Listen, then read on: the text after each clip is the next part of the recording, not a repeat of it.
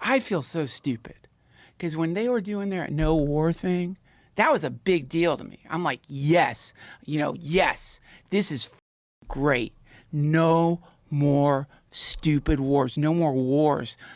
Yes, focus on the country. Why are we blowing up children in other countries for oil? This is great. And now it's wild to see what's happening. We blew up, how many fucking Iranian schoolgirls did Trump blow up? What's the number? I'm sorry, I don't know that number. I guess it just hits different. It hits hard when you got kids. Jesus Christ. Can we pull up a video of Trump saying he's not going to war anymore? How do they, I just don't understand how they get, anybody, this is where it gets culty, is because some people are still making this work in their heads. Some people are like, some people are kind of on the fence when it comes to blowing up kids. Have you noticed that? And I just feel dumb because I really believed it, dude. I believed that we would not do any more Middle Eastern wars. I fell for it. I really bought it, man. And it makes me feel so dumb. Like I am now. And then Trump and Vance come around and they're somehow, even though probably when you look at Trump, I don't know if I'm going to believe that dude. But somehow he did it. Hypnotized. What a powerful magician. No more wars. No more wars. And now the same Joe. Not just the same. Alright, so it seems that with each passing day and as the war in Iran intensifies, the opinions within the Rogan sphere intensify as well. I think what really puts things into perspective is not just the war itself, but also Trump's response to it. Not long ago, he posted on Truth Social that he was going to end an entire civilization, which would likely constitute one of the gravest war crimes imaginable. It also provides a clear picture of what could be described as his moral decline, if he had any to begin with, because it's difficult to imagine any reasonable person with even a minimal sense of morality entertaining such thoughts, let alone broadcasting them publicly on social media. With that said, Rogan recently had Duncan Trussell on his podcast, which led to some of the strongest criticism of Donald Trump we've heard so far on the Joe Rogan Experience. At one point, he even compared MAGA to a cult, which, to be fair, may be one of the more accurate characterizations. Dude, I gotta tell you, I hate getting political, but this war bugs the out of me. Yeah, as it should. And this is exactly what seems to have happened to the quote MAGAverse, which is we are now at the part where the cult leaders want to suck my dick, because this is the point of remember a lot, I feel so stupid because when they were doing their no war thing, that was a big deal to me. I'm like, yes, yes, this is fucking great. No more stupid wars. No more wars. Yes, focus on the country. Why are we blowing up children in other countries for oil? This is great. And now it's wild to see what's happening. Isn't it mind-blowing that it's literally flipped. It's on its side. It's the opposite now. Now, these people who really blatantly, we're not going to do any more wars. Right. Oh my God. It's interesting to see how whenever Rogan has his friends on his podcast lately, many of them seem surprised by the idea that Trump is a warmonger. That raises the question, did none of these people pay attention to his first term in any meaningful way? Because during his first term, there were already plenty of signs and evidence suggesting that if you genuinely hold an anti-war position, there were strong reasons not to support Donald Trump. He bombed Syria, Iraq, Afghanistan, Yemen, and Libya, so to now act surprised or even shocked that Donald Trump is not an anti-war candidate suggests that blindly trusting a politician based on campaign rhetoric alone may not be a sound approach. Now, moving on, Duncan Trussell also discussed the bombing of schoolgirls in Iran. We blew up, how many fucking Iranian schoolgirls did Trump blow up? What's the number? I'm sorry, I don't know that number. I guess it just hits different, it hits hard when you got kids. And that was an AI strike too, right? Wasn't that an AI directed strike? Yeah, apparently Trump said, I want to get blown by Iranian schoolgirls. I'm so sorry. I'm so sorry. You son of a bitch. Just, whoops, sorry, sir. Misinterpreted. 180 deaths. Largely children, teachers, and parents. Holy fuck, man. That is. A U.S. Tomahawk missile caused the explosion. Jesus Christ. Can we pull up? And the New York Times recently released an article saying that so far they have been able to verify 22 schools and 17 healthcare facilities that have been bombed by the US and Israel. And I'm sure most of you are aware by now that those are war crimes. But if we've learned anything from Gaza, it seems like those are Israel's preferred targets. It also appears that the US took a page right out of Israel's playbook on how to commit genocide and followed along without any moral questioning whatsoever. As a matter of fact, when Trump was asked about this, he did what he does best, which is lie. He claimed that Iran bombed the girls' school with a Tomahawk missile, when in reality the only entities with access to Tomahawk missiles are the US and its allies. This is where another journalist steps in and pushes back, and you can clearly see that Trump admits he doesn't know what he's talking about. And by the way, we should see this kind of questioning from the media more often, but unfortunately we do not, because most of them seem afraid to ask Trump tough questions. There's footage that shows that an American missile strike and a Tomahawk missile likely destroyed that Iranian girls' school. So will the U.S. accept any responsibility? Well, I for haven't that strike? seen it, and I will say that the Tomahawk, which is one of the most powerful weapons around, is used by, is sold and used by other countries, you know that. And whether it's Iran, who also has some Tomahawks, I wish they had more, but whether it's Iran or somebody else, the fact that a Tomahawk is very generic, it's sold to other countries, but that's being investigated right now. You just suggested that Iran somehow got its hands on a Tomahawk and bombed its own elementary school on the first day of the war. But you're the only person in your government saying this. Even your defense secretary wouldn't say that when he was asked, standing over your shoulder on your plane on Saturday. Why are you the only person saying this? Because I just don't know enough about it. I think it's something that I was told is under investigation. But Tomahawks are used by others, as you know. Numerous other nations have Tomahawks. They buy them from us.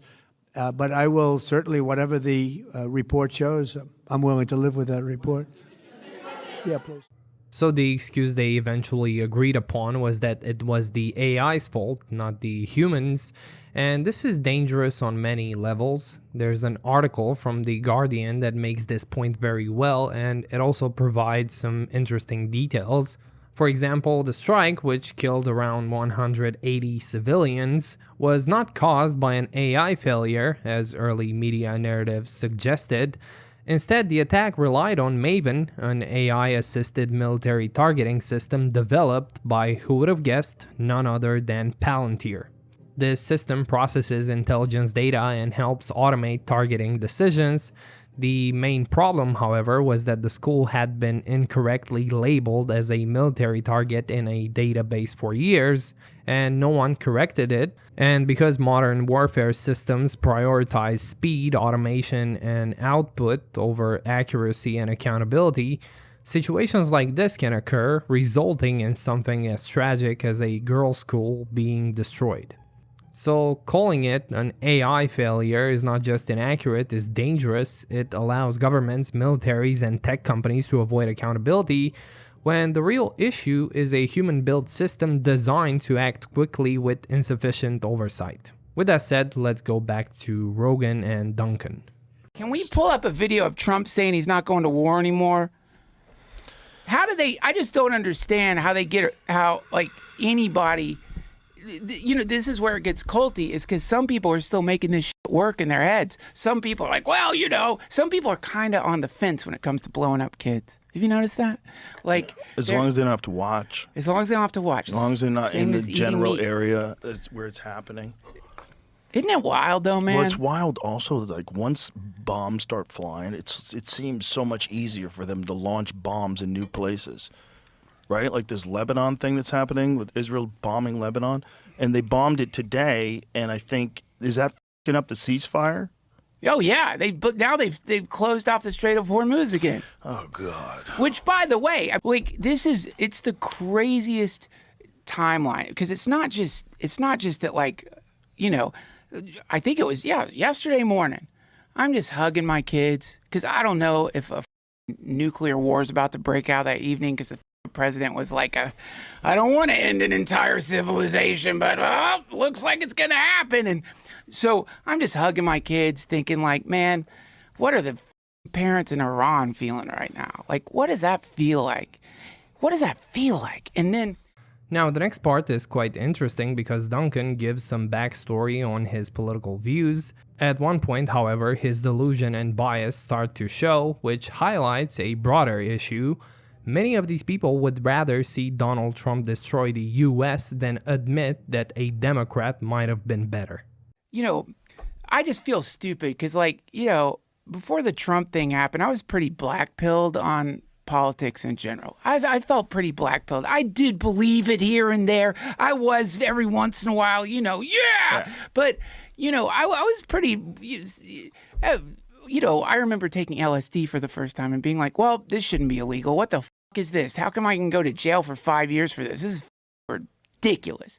And so that was the beginning of me being completely black-pilled with whatever the federal government was up to. It's just, if I can go to jail for 5 years for this, everything is bullshit. Everything. Now that's a weak point of view. Just because one thing's bullshit doesn't mean everything's bullshit. But then, like, this ridiculous, like, pseudo-nationalist movement happens, and a lot of people got caught by it. The other option was up Kamala, you know what I mean? But No, I do not know what you mean, because Kamala would not have been 100% better. She would have been 1,000% better. As a matter of fact, you could take the worst Democrat and put them in charge, and they would have done an astronomically better job than what Donald Trump has done so far, because it would be genuinely impossible to do worse than what he is doing at this very moment. Not to mention, she literally warned you that Donald Trump would start a war with Iran. This president is motivated by his personal insecurities more than he is our national security. And so what we're looking at is, again, a threat that might be taken seriously. And I would dare to say that that threat was issued without serious consultation with our allies, with our military leaders, with our diplomatic leaders. What are our alternatives? Let's also be clear, if this president is thinking about putting us in a position where we're in a war with Iran, the consequences will be absolutely unacceptable and tragic in terms of the young men and women who are American soldiers who would be sent and deployed into something that was completely avoidable. So even after all the damage and chaos Donald Trump has caused, seeing people like Duncan Trussell still trying to justify their decision as if Trump were still the better option is insane on many levels. It's genuinely hard to comprehend how they justify it in their heads. With that said, let's go back to Duncan, because he keeps reinforcing the idea that he's black-pilled when it comes to politics and believes that every politician is the same. there was this, like, moment where you're like, holy shit, the outsiders are getting in. They're going to stop the wars. I think right now, all of us are getting for the briefcase Scientology moment right now, which is like, it doesn't matter what f***ing mask the person calling themselves the president is wearing. It's always going to be the same thing. They're going to analyze the market. They're going to say what they need to say to grab the most voters. And then they're going to keep blowing up people in the Middle East because of oil. And I just feel dumb because I really believed it, dude. I believed that we would not do any more Middle Eastern wars. I fell for it. I really bought it, man. And it makes me feel so dumb. Like, I am now fully black-pilled when it comes to American politics. Like, I realize, like, God, it's so easy. I don't think anybody should feel bad. I don't think anybody should feel bad because a lot of us really hated war. A lot of us really, really hated that our country's been at war for 93% of its history. Yeah, but what I find very hypocritical about that line of argument is that even with Biden, when he finally put an end to nearly 20 years of US military involvement in Afghanistan, a move that most US citizens had been calling for, all that was heard from Trump and many right-wing commentators was criticism of how it was done. So if Trump believes he could have done it better, why didn't he do it during his first term? And why was he instead so much more focused on bombing Syria, Iraq, Afghanistan, Yemen, and Libya? It almost seems as if the self-proclaimed anti-war candidate was never truly anti-war to begin with. A lot of us really hated the fact that politicians leave their offices and go work for Lockheed Martin, Halliburton, wherever, that there's a weird connection between the main weapons, what they call them, the big five or whatever, and the federal government, that there's like backroom deals going on all the time. We hated that, and mostly we just hated the fact that we're paying taxes to blow up children. And then Trump and Vance come around, and they're somehow, even though like, probably like when you look at Trump, I don't know if I can believe that dude. But somehow he did it. Hypnotized. What a powerful magician. No more wars. No more wars. And now the same shit, Joe. Not just the same, but like one of the ones that's makes the least amount of sense in terms of like when they did it and why they did it. Yes. You blow up the leader during Ramadan. Like, are you trying to make an apology? Like, why did you have to do it now? Are you really convinced that at this time they were really 2 weeks away from making a nuclear weapon? Like, are we fucking sure? 2 weeks. But it's not like we haven't heard that before, right? So at a certain point in time, like, how much pressure does Israel have to put on the president? Like, that's a crazy amount of influence. No. So yes, from what we've seen so far, Israel does have a massive influence over the US, but Israel also tried this approach with Biden and Obama, and neither of them went along with it. So what was so different about Trump? Well, first, I think he was naive enough to believe this would be easy, and second, he low-key wanted to do it as well, or I should say high-key. And also, if you look back at some of the statements Trump made in the past when Obama was president and compare them to what Trump is doing at this very moment, the hypocrisy becomes very, very clear. Our president will start a war with Iran because he has absolutely no ability to negotiate. He's weak and he's ineffective. So yeah, it's kind of ironic when you look back at some of the statements Trump made against Obama and realize that the things Trump criticized Obama for are the very things he is doing at this very moment. But yeah, with that said, that's it for this video. If you enjoyed it, make sure to leave a like and subscribe, and I'll see you in the next video.